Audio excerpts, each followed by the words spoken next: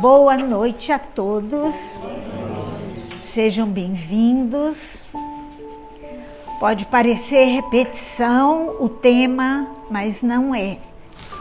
O capítulo 20 já foi visto por etapas, tópico por tópico. Hoje nós vamos ver o capítulo inteiro, 5 tópicos, com uma característica. É o único capítulo do Evangelho em que não tem a fala de Kardec. Somente instrução dos Espíritos e o próprio texto do Evangelho de Marcos. Então, vamos dar início ao capítulo 20 do Evangelho, os trabalhadores da última hora. Vamos ver a parábola dos trabalhadores da vinha, a instrução dos Espíritos, os últimos serão os primeiros, um texto do Espírito Protetor Constantino, em Bordeaux, 1863, Henri Heine, a missão dos Espíritas de Erasto. Olha quem foi Erasto. O anjo da guarda do médium, ou seja, Kardec. Os trabalhadores do Senhor, ou os obreiros do Senhor, dependendo da tradução do Evangelho, escrito pelo Espírito de Verdade. E sabemos que o Espírito de Verdade é uma pleiade de espíritos encabeçados, dirigidos por Jesus. E a fonte do nosso tesouro, porque o Evangelho é esse tesouro que nós buscamos, estamos há mais de 2000 anos cavando, buscando as pérolas, as pedras preciosas, que quanto mais a gente estuda, mais se dedica à leitura e à reflexão do Evangelho, mais a gente descobre e se encanta com a fala do nosso Mestre Jesus. Parábola, os trabalhadores da vinha. Está em Mateus 21. Pois o reino dos céus é como um proprietário que saiu de manhã cedo para contratar trabalhadores para a sua vinha. Ele combinou com os trabalhadores que pagaria 1 denário a cada um por dia e mandou-os para a sua vinha. Naquela época, a vinha era muito importante, porque a alimentação dos judeus era pelo trigo, pão, a uva que fazia o vinho, então que era fundamental, e haviam muitas vinhas, mas como nas parábolas de Jesus, parábola a gente sabe que é uma alegoria. O que Jesus quer falar não é da vinha. A vinha não é a que nós podemos imaginar como uma plantação de uva. É apenas uma alegoria, uma imagem. A vinha que este proprietário, que seria Deus, a vinha que ele chama os trabalhadores, chama a todos nós para trabalhar na vinha dele. E essa vinha pode ser o nosso lar, nossa casa, pode ser o nosso trabalho, pode ser o nosso meio social. Todos nós somos trabalhadores da vinha e fomos chamados para trabalhar para Deus. Então o proprietário combinou 1 denário para cada um por dia. Denário, daí veio o nosso dinheiro. Em outros idiomas também é semelhante, denaro em italiano. Então, o denário era uma quantidade de dinheiro suficiente para comprar 8 quilos de pão. Muito ou pouco? Uma diária daria para comprar 8 quilos de pão. Todos combinaram porque o pão era fundamental na alimentação deles. Então, ele convidou os trabalhadores, os primeiros trabalhadores, na primeira hora da manhã, ou seja, 6 horas da manhã. O dia começava às 6 da manhã, terminava às 6 da tarde. E a partir das 6 horas já não trabalhava mais, já era escuro. Então ele saiu à terceira hora do dia, ou seja, às 9 horas da manhã.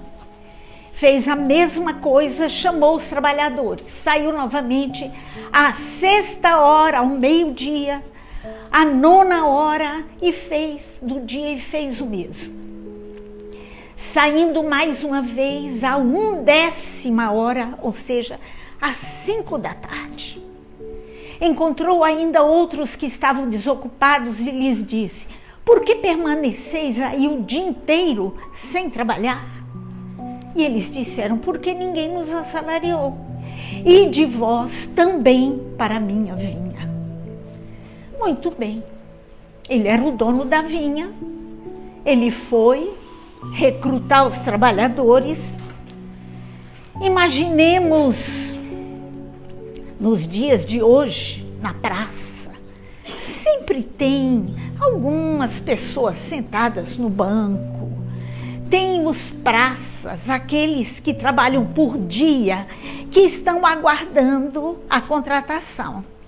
Às vezes ela vem, às vezes não.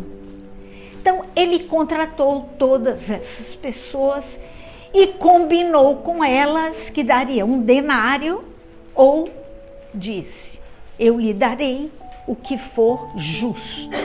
Todos concordaram, foram trabalhar, os da primeira hora, das 6 horas da manhã, e os das 5 da tarde. Quando ele foi pagar, chamou o seu administrador e disse: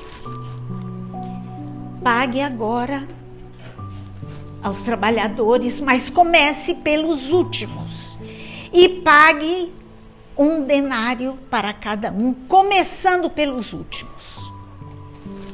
Então, houve uma revolta entre os trabalhadores. Mas até então eles não sabiam. Então, quando eles viram que os últimos estavam recebendo um denário, falaram: então nós vamos receber mais, porque nós começamos mais cedo. E quando chegou nos primeiros, eles receberam também um denário.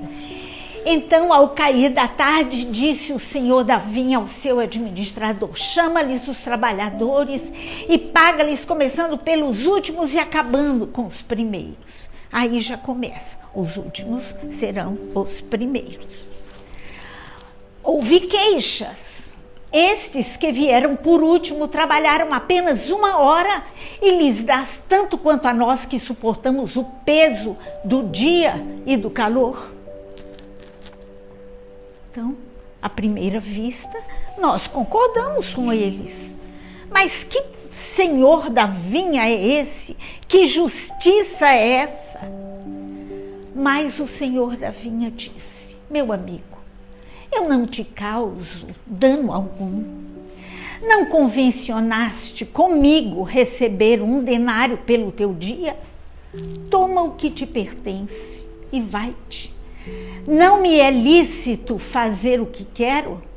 Assim, os últimos serão os primeiros e os primeiros os últimos, porque muitos são chamados e poucos os escolhidos.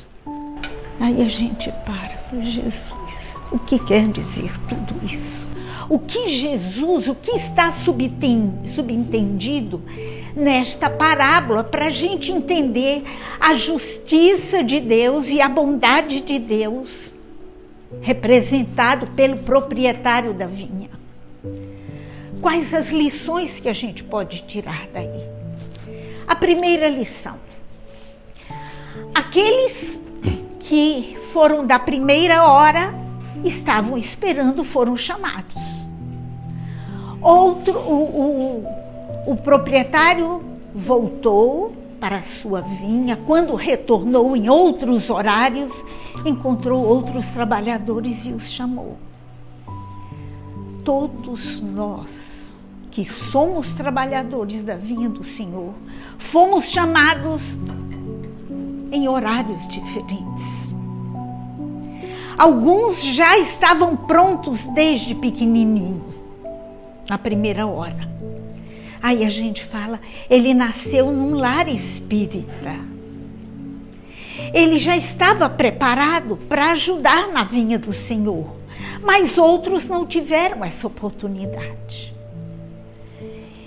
E falta também a maturidade espiritual. Cada um de nós está num determinado grau de maturidade espiritual. Às vezes nós fomos chamados, mas não entendemos a mensagem. Mas um problema, podemos ter recebido a mensagem e ter dito, não, agora não. Eu vou outra hora, eu vou mais tarde, eu estou cansado. O que Jesus quer passar também, a lição para nós, é que o da última hora pode ter trabalhado, e na verdade trabalhou melhor do que aquele que começou às 6 horas. O que é mais importante é a qualidade do trabalho e não a quantidade. Se nós pensarmos em trabalhador da última hora, até Allan Kardec foi um trabalhador da última hora. Kardec despertou para a doutrina, que nem se falava em doutrina ainda. Ele tinha 51 anos. E ele dedicou 14 anos da sua vida, os 14 anos restantes, a essa coisa extraordinária que é a doutrina espírita, esse farol em nossas vidas. Um trabalhador da última hora chegou depois. E hoje é o primeiro. Então, tem toda essa conotação. Qualidade do trabalho e não quantidade. O valor. Se eu aproveito a minha última hora, porque nós estamos vivendo a última hora agora. Os tempos são chegados. Não é profético isso, mas não sou eu que estou falando. Os tempos de mudança. Nosso planeta sai da categoria de provas e expiações para entrar no planeta de regeneração. Segundo Chico Xavier, a data prevista para a entrada da regeneração é 2057. Não vou chegar lá por motivos óbvios, mas aqui tem muito jovenzinho que vai chegar lá. Que maravilha! Então, quando houve queixa e reclamação dos trabalhadores, ele falou, mas nós não combinamos isso, eu não estou fazendo nenhum desagravo. Serão maus os teus olhos, porque eu sou bom? Eu faço o que eu quero, o dinheiro é meu, a vinha é minha. Eu estou sendo mal porque eu quero dar aos trabalhadores da última hora o mesmo valor. E o que se denota, o que se retira daí? A inveja. Os trabalhadores que chegaram em primeiro lugar sentiam inveja dos últimos e se revoltavam. Vamos trazer para a nossa realidade. Quantas vezes o que nós recebemos pelo nosso trabalho na vinha no nosso lar, no nosso trabalho, no nosso meio social, o nosso parceiro ganhou mais. E eu falo, mas não é justo. O que é isso? Inveja. Eu lembrei de uma propaganda que saiu na televisão já faz um bom tempo, que me marcou muito. Um homem estava na sacada da sua casa, não, a esposa estava na sacada da sua casa, um sobrado, e neste ínterim do vizinho, da garagem do vizinho, sai um carro novo, lindo, brilhando. A senhora viu aquilo e falou, marido, vem cá, vê isso. Ele chegou na varanda e viu o vizinho saindo com um carro lindo. Ele só deu as costas e falou, eu preciso ficar sozinho. Não precisa dizer mais nada. Ele estava sofrendo, porque inveja dói. Aquele que sente inveja sofre e muito. Ele preferiu voltar para dentro de casa e curtir a sua dor sozinho. Então, olha quanta coisa a gente pode tirar das entrelinhas da vinha, dos trabalhadores da vinha. Muito bem. Instruções dos espíritos. Constantino, espírito protetor. Tudo isso está no capítulo 20. O trabalhador da última hora tem direito ao salário, porque desde o alvorecer esperava impacientemente aquele que por fim o chamaria ao trabalho. Era trabalhador e apenas lhe faltava o trabalho. Concordam com isso? É justo. Ele estava lá como se fosse o praça esperando que alguém o contratasse para descarregar o caminhão. Não importa o serviço. Agora, este texto, bons espíritas, meus bem-amados, todos vós sois trabalhadores da última hora, todos viestes quando chamados, uns mais cedo, outros mais tarde, para a encarnação cujos grilhões arrastais. Mas há quantos séculos o Senhor vos chamava para a sua vinha, sem que aceitasseis o convite? Como é maravilhoso a gente ler isso, bons espíritas, porque aí a gente se considera, eu acho que eu sou bom espírita, eu vou ao centro toda semana, eu tomo passe, quando posso eu ajudo, eu sou bom espírita. Meus bem-amados, bem-amados, isso denota um certo privilégio. Os espíritas são privilegiados? Não. Deus não privilegia ninguém como o proprietário da vinha. Sabe quem somos nós? Nós espíritas, que somos os últimos trabalhadores da vinha, que estamos recebendo mais do que os outros trabalhadores que vieram primeiro. Nós somos os mais endividados. Nós falhamos no campo da fé. Nós falhamos no Evangelho. E nós que somos os últimos aqui, a gente já vem lá de trás. Há quantos séculos o Senhor vos chamava para a sua vinha sem que aceitasseis?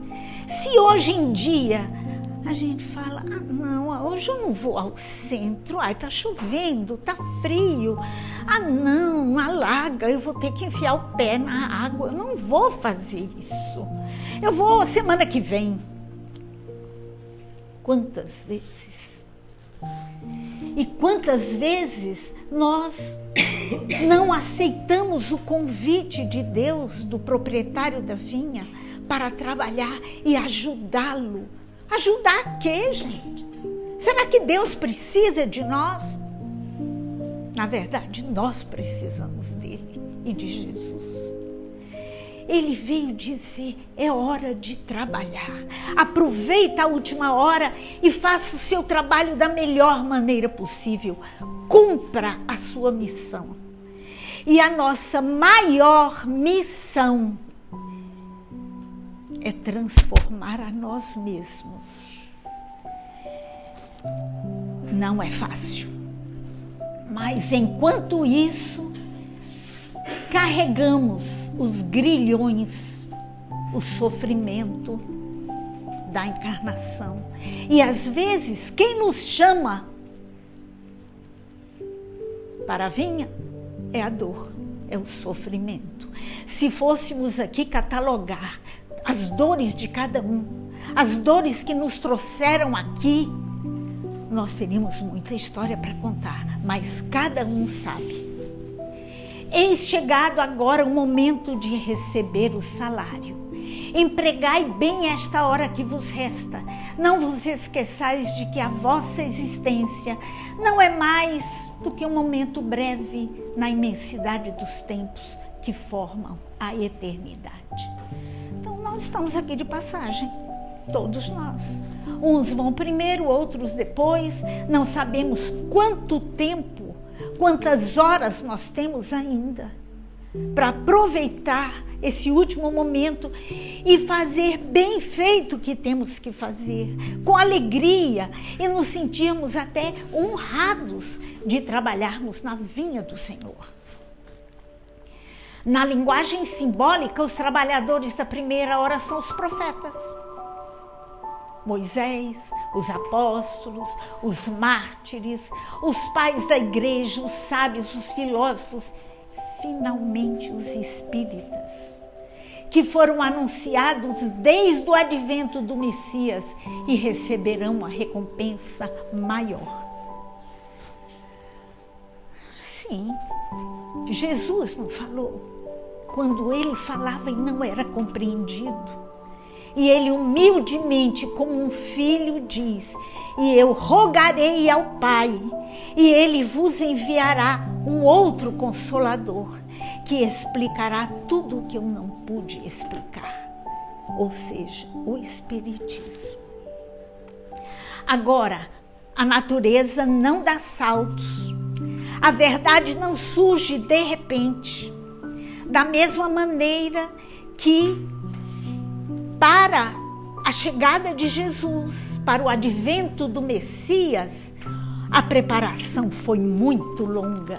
Quem tiver curiosidade, no capítulo 1 do Evangelho, nós temos os precursores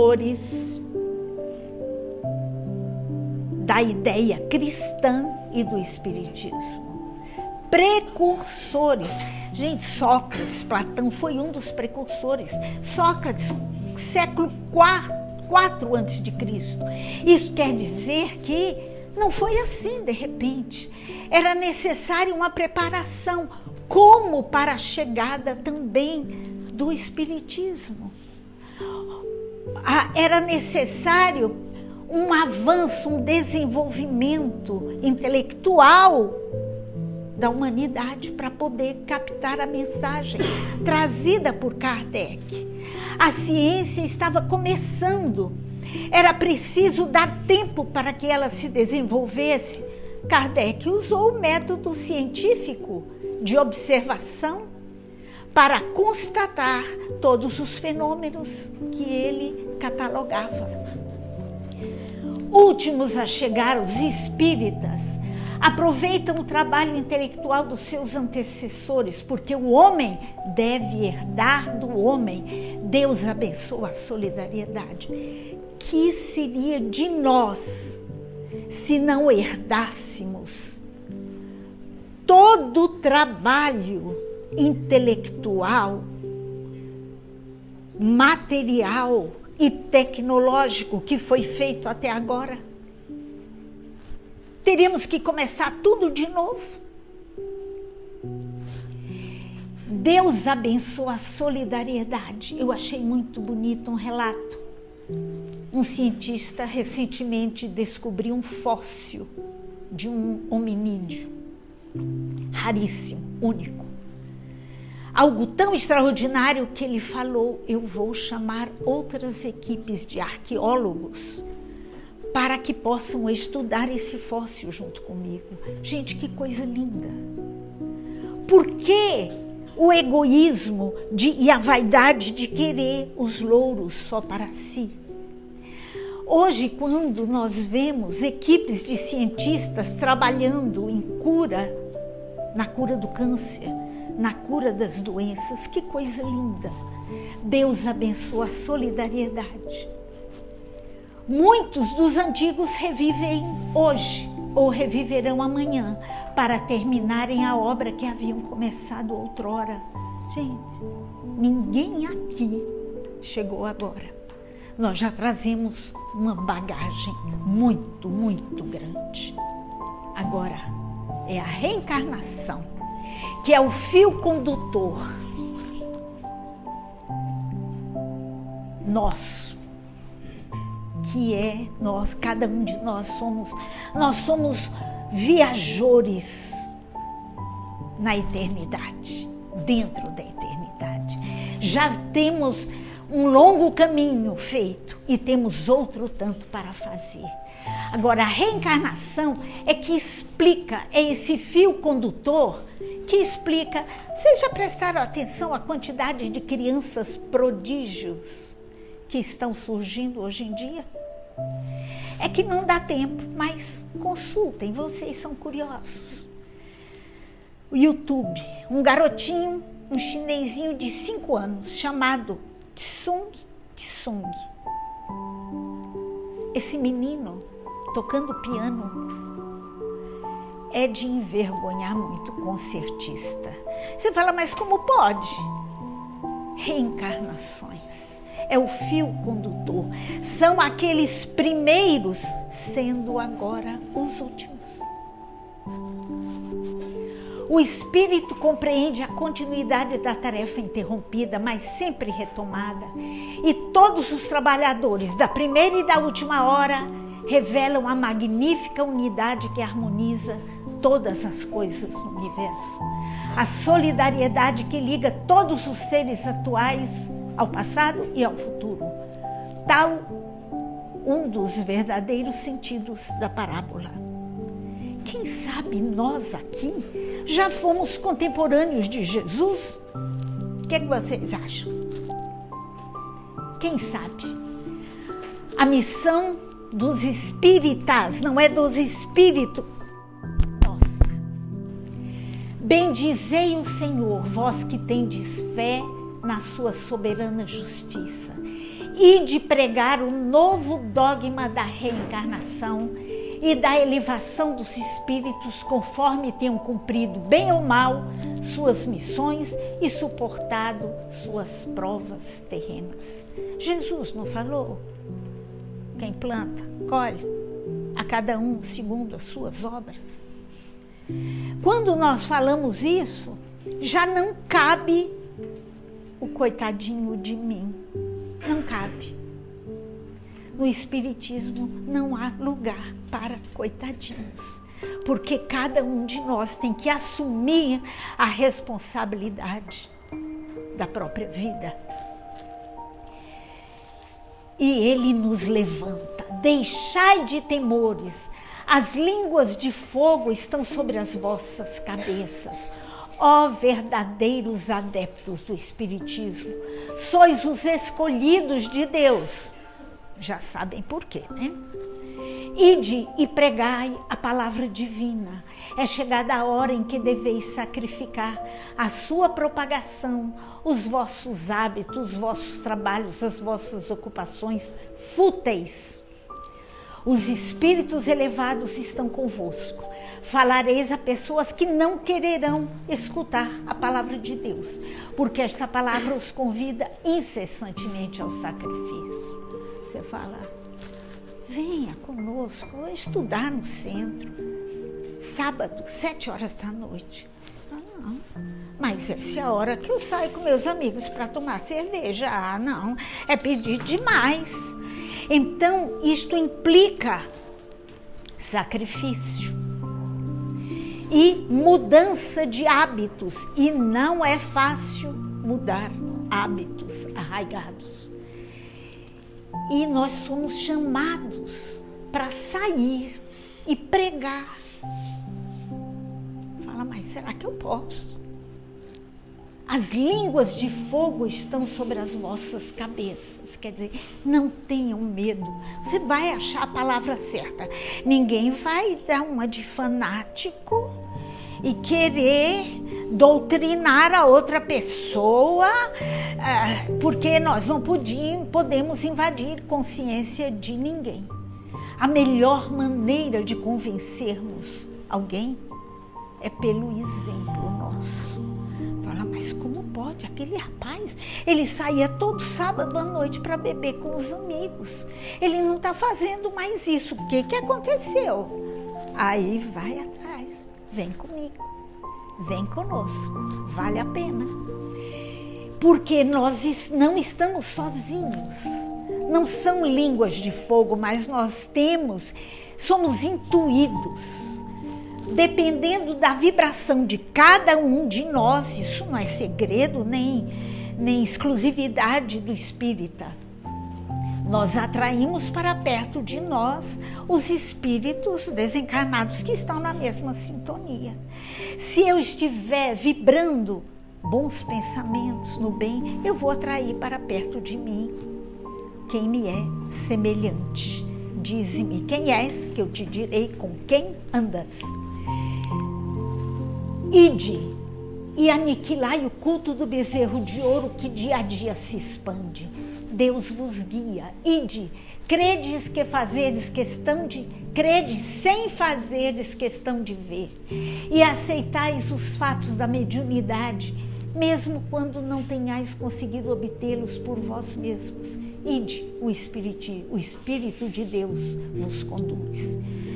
Chico Xavier recebeu e encaminhou mais de 10.000 cartas a familiares, hoje transcritas em livros. Será que eu vou duvidar daquilo? Se está comprovado com endereço, com nome, com tudo. Um trabalho de pesquisa científico. Mesmo que eu não estivesse lá do lado dele para vê-lo psicografar, mesmo que eu não estivesse lá para ouvir o relato dos parentes, ouvindo a mãe, ouvindo a carta do filho, aquela emoção contagiante, que graças a Deus eu tive a bênção de assistir em Uberaba. Mas mesmo que eu não tivesse ouvido, nem visto, Jesus diz, feliz daquele que crê sem ver. Em todos os pontos do globo vão produzir-se as subversões morais e filosóficas. Aproxima-se a hora em que a luz divina brilhará sobre os mundos. Se nós prestarmos atenção, subversões morais e filosóficas estão acontecendo. Basta a gente pensar o que é o Estado Islâmico, o que ele faz com os irmãos. O grupo Boko Haram, que rapta as meninas. Mas a luz vai brilhar, estamos em momento de transição. Ide é para nós, Erasto. Ide agradecer a Deus a gloriosa tarefa que Ele vos confiou, mas atenção, entre os chamados para o espiritismo, muitos se transviaram da senda. Reparai, pois, no vosso caminho e buscai a verdade. Quantos médiuns se transviaram, porque o dom que eles receberam, eles mercantilizaram em benefício próprio. Isto não é espiritismo, que vamos falar na próxima semana. Trabalhadores do Senhor somos nós. Aproxima-se o tempo em que se cumprirão as coisas anunciadas para a transformação da humanidade. Felizes serão os que houverem trabalhado no campo do Senhor, com desinteresse, movidos apenas pela caridade. Vamos fazer o que nós pudermos fazer. Jesus não falou que a vossa mão direita não saiba o que dá à esquerda. Eu não preciso alardear o que eu dou, o que eu faço, porque se eu receber aplausos aqui, eu já recebi a minha gratificação, o meu denário. As recompensas celestes são para aqueles que não houverem pedido recompensas da terra, do bezerro de ouro, do materialismo. E a última, Deus procede neste momento ao censo dos seus servidores fiéis e já marcou aqueles cujo devotamento é apenas aparente, a fim de que não usurpem o salário dos servidores corajosos. Sejamos esses servidores corajosos, pois é a esses que não recuaram diante da sua tarefa que vai confiar os postos mais difíceis na grande obra da regeneração pelo Espiritismo. Gente, isso é um fato, uma invenção. Dizem que o Espiritismo não é a religião do futuro, é o futuro das religiões. Nós ouvimos o Papa há pouco tempo dizer que não existe o inferno.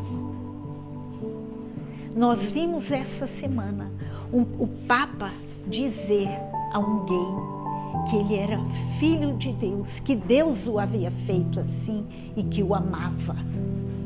Isso é revolução dentro das religiões. Nós somos todos irmãos. E estas palavras se cumprirão. Os primeiros serão os últimos e os últimos serão os primeiros. Nós já viemos de lá. Talvez como um rio que começa com uma fonte, com gotinhas, e segue todo o caminho até desaguar no mar. Então o mar não deve desmerecer a sua origem, a nascente do rio. Então nós estamos aqui desaguando no mar. Vamos aproveitar o momento para podermos receber o nosso denário, que será justo. Muito obrigada pela atenção. Muita paz a todos. Que assim seja.